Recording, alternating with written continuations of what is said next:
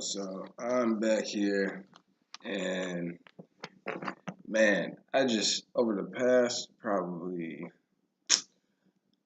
past maybe 2 or 3 years, the way I've been looking at the way the NBA views and rates different point guards in the league, and for me personally, I just feel like it's just way out of, it's just way inaccurate.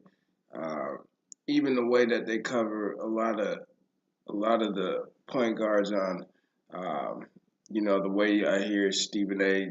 speak on them and Max Kellerman and Nick Wright. Um, really, Nick Wright. I really don't know where his brain is at when it comes to basketball analysis, but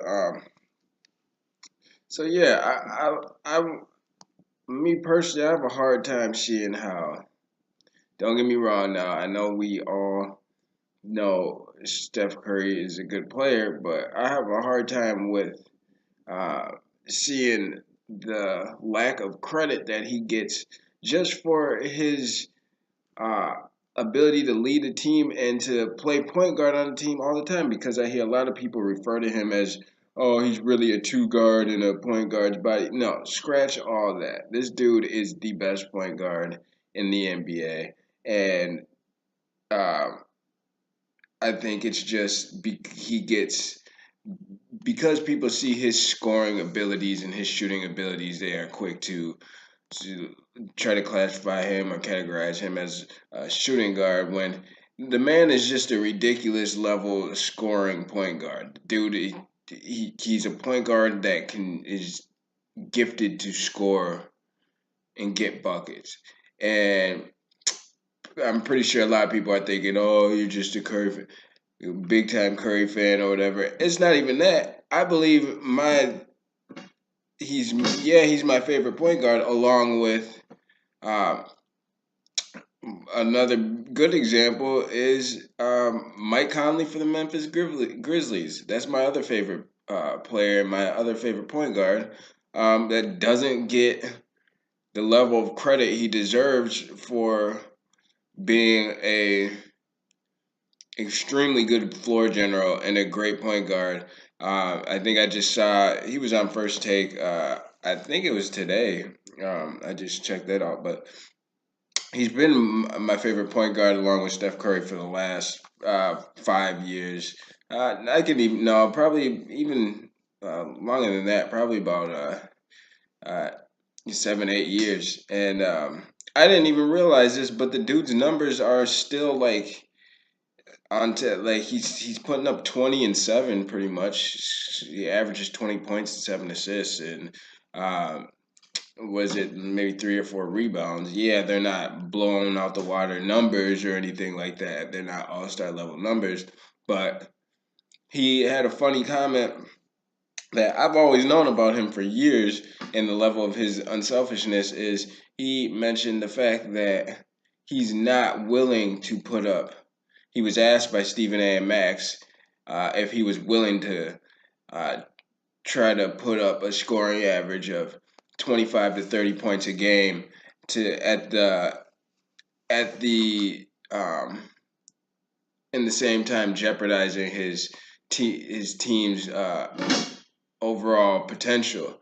And he said no, that's something he's not willing to do, and he still refers to himself as an all-star, which uh, lets you know and clearly shows you that with Stephen A. and Max even asking him that question, they've even have made it clear that they're aware of that this dude could put up 30 a night and still average 5 to 6 plus assists a game and would easily make all-star teams. And that was the question, if he would be willing to do that to get himself an all-star selection, or to not do that and make his team better and have them a contending team year in and year out. And he said he wasn't willing to do that, which I totally understand from any true point guard position. If you're an honest point guard, you would never do that to the detriment of your own team.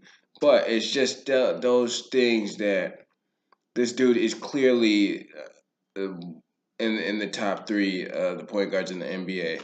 Yet he's overshadowed by players like Kemba Walker or yeah, Westbrook's an amazing talent, but him and Kyrie's name is just thrown above players like him um, super loosely, and it's like, man, this dude has been the best floor general in the NBA, with the exception of him and Steph Curry over for the last 10 years, and get zero respect for it, and it's frustrating, and so yeah, so it's hard for me to see the Westbrooks and the Kyries and the Kemba Walkers and those type of players who are just generally scoring guards um, that go to the beat of their own drum, disclude their team with their own production, basically with an example of that with Russell Westbrook is like, okay, his numbers are fabulous. The dude averages a triple double.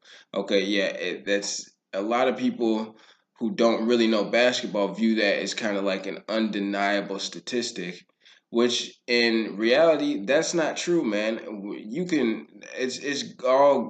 it's great that you average a triple double. It's great that you're Harden and you can average 40 points for a 10 game stretch.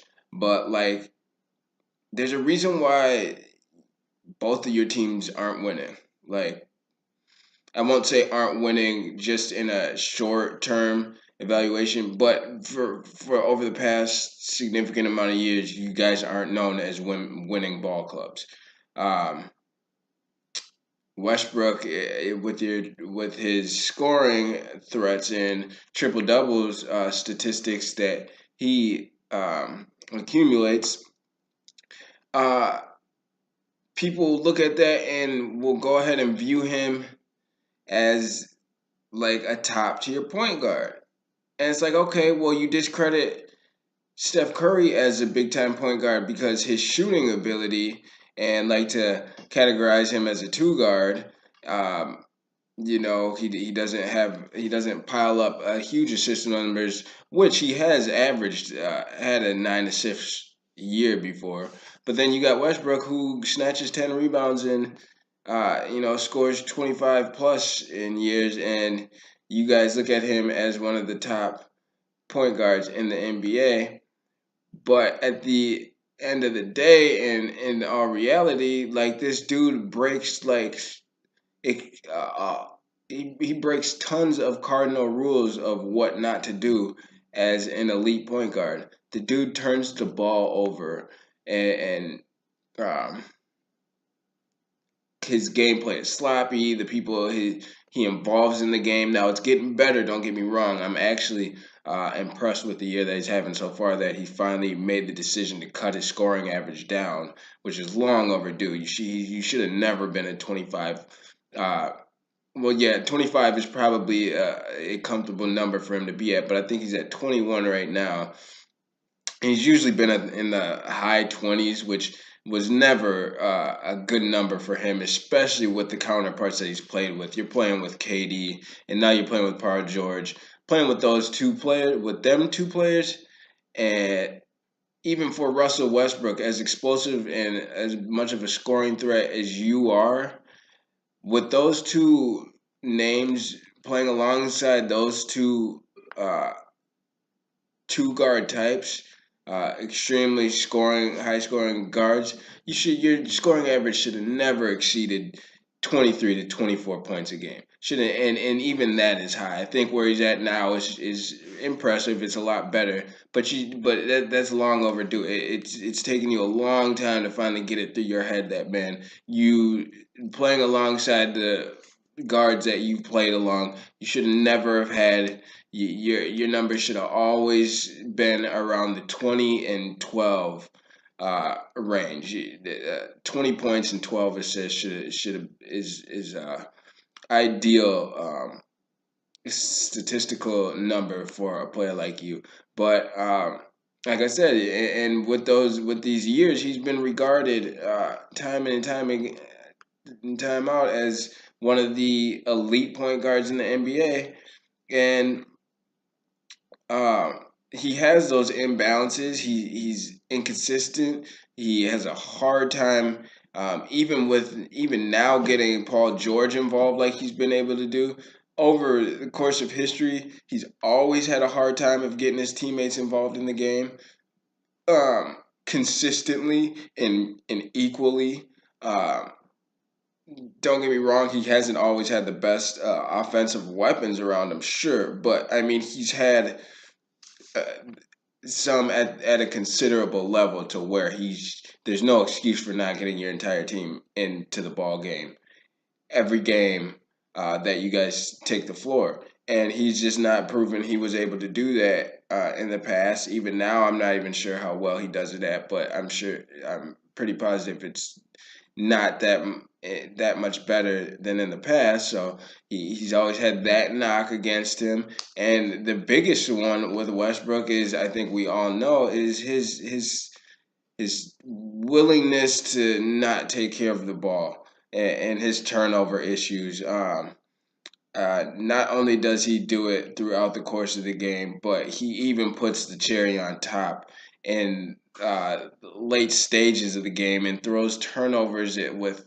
in close games, in critical moments of the game, at clutch times in the game. He makes big mistakes. Kyrie Irving, he's another one. He's recently been asked if he's the reason why.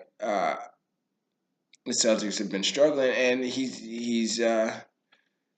you have to give Kyrie the pass because he is a clutch performer. I'll give him that, but he's another one. He's hard to play with, and you know that's just my take on it. So let me know how you guys feel about that concern in the league, and uh, drop a comment and subscribe to my channel.